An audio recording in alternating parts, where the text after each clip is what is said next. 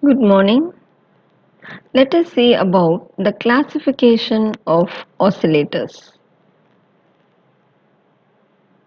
Based on the output waveform, there can be sinusoidal oscillator. Sinusoidal oscillators purely generate sinusoidal waveforms. Non-sinusoidal oscillators generate output waveforms such as triangular waveform, square, sawtooth, and so on. Based on the circuit components, it can be classified as RC oscillators, LC oscillators, crystal oscillators. What are RC oscillators?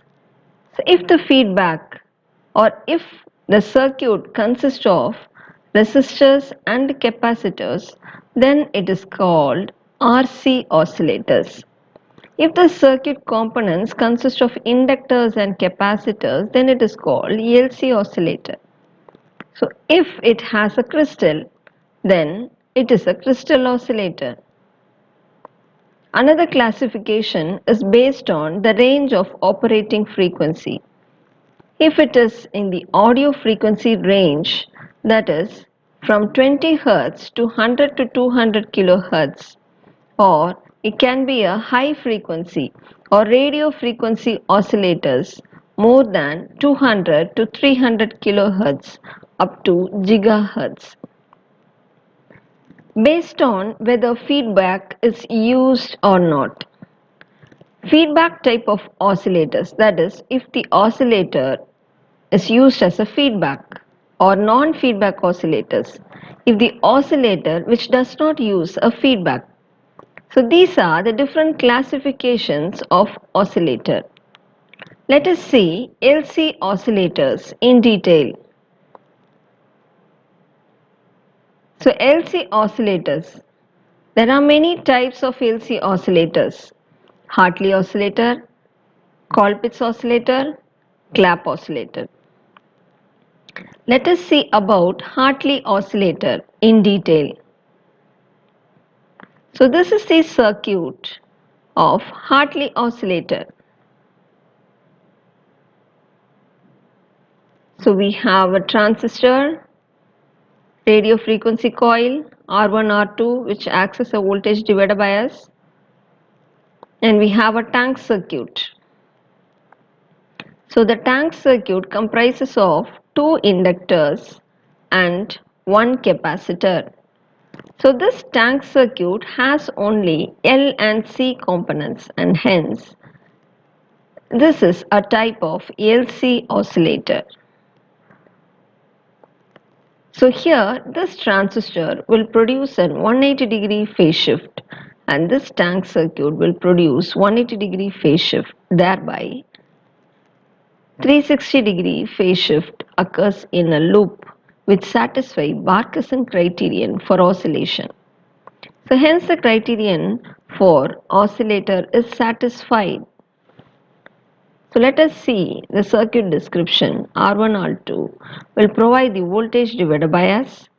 RECE provides bypass network. RFC, that is a radio frequency coil, is used to isolate the oscillator output.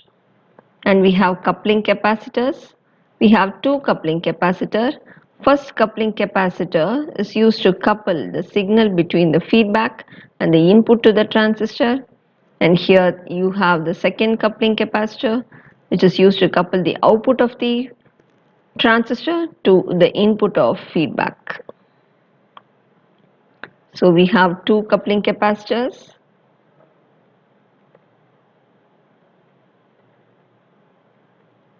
And we have the tank circuit has two inductor and one capacitor. So moving on to the working principle.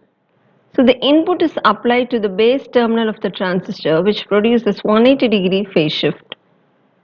So the input, the transistor will produce 180-degree phase shift, and the feedback network will provide 180-degree phase shift. Totally we have 360-degree. Hence, the condition for the oscillation is satisfied.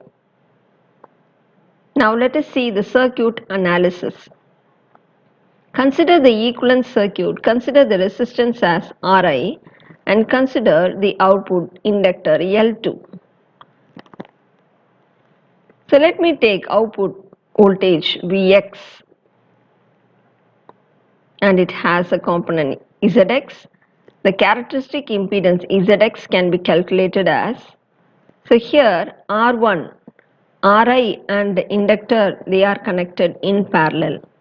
So if two components are connected in parallel, so then we can write Ri into j omega L2 divided by Ri plus j omega L2. So considering this input equivalent circuit, we have input side we have L1 and one capacitor. So by the Ohm's law, we know that V is equal to I into R. Here we have impedance, so Ix into Zx. So input Vi, let me consider it as Vx. So consider Vx as Vi is equal to Ix into Zx. By using the current divider rule, the total current is minus Gm into Vi. So the current can be written as total current into opposite side resistance. So opposite side resistance is the inductor L1 divided by the total resistance, the inductor, capacitor and Zx. Substitute the value of Ix in equation number 4. Divide by Vi. So here Vi will be getting cancelled and hence we get equation number 7. Now we know that from equation 1, what is Zx, the characteristic impedance? J omega RIL2 divided by Ri plus j omega L2. So substitute that value and we get equation number 8. To find the condition of oscillation, consider only the imaginary part. So first write down the terms, imaginary terms, j omega RIL1 minus j Ri by omega c plus j omega RIL2 equal to 0. Cancelling j terms, take Ri common, left side take j omega Ris common. Ri is been getting cancelled, omega square we get 1 by c into L1 plus L2.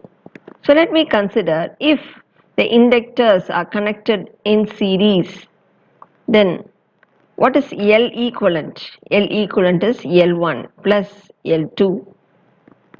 So consider it as L equivalent.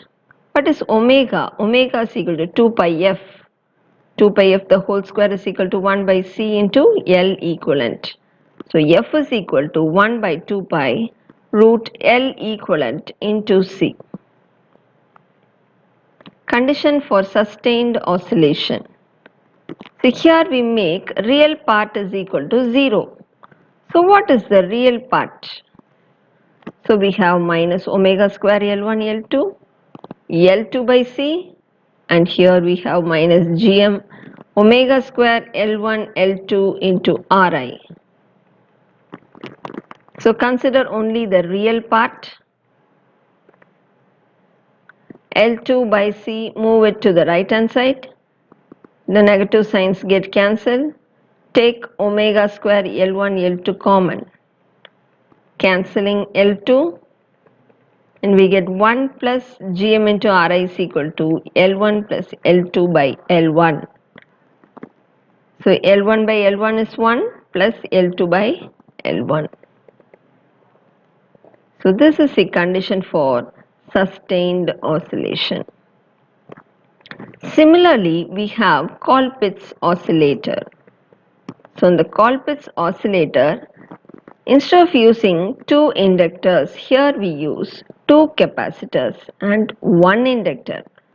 So similarly, other circuit is same. So we have coupling capacitors, we have R1, R2 to provide the voltage divider biasing, we have the bypass network, and the tuned circuit has the components C and L. Hence, it is also an LC oscillator. So coming to the working principle, the transistor will provide 180-degree phase shift. The feedback network provides 180-degree phase shift. Totally we have 360-degree. Hence the condition for oscillation is satisfied. So coming to the circuit analysis, consider Ri and the output capacitance C2. Here we are able to calculate the impedance, the characteristic impedance ZX Ri into 1 by j omega C2 divided by Ri plus 1 by j omega C2. First we have to calculate the value of ZX. From the input equivalent circuit we have another one C1, we have one L. So by using Ohm's law, Vx is equal to I into Zx. Consider Vx as Vi and substitute the value of Ix in the equation 5 by using current divider rule. We have to find the value of Vi. So Vi has been getting cancelled. We get an equation with real and imaginary terms in equation 8. Substituting the value of Zx, we get an equation 9.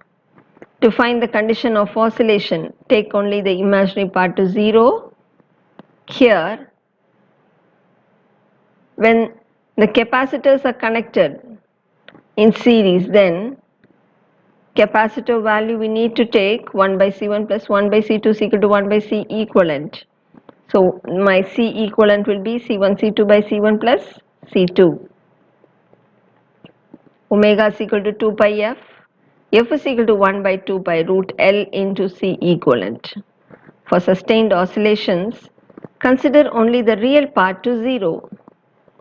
So considering only the real part, Gm into Ri is equal to C1 by C2.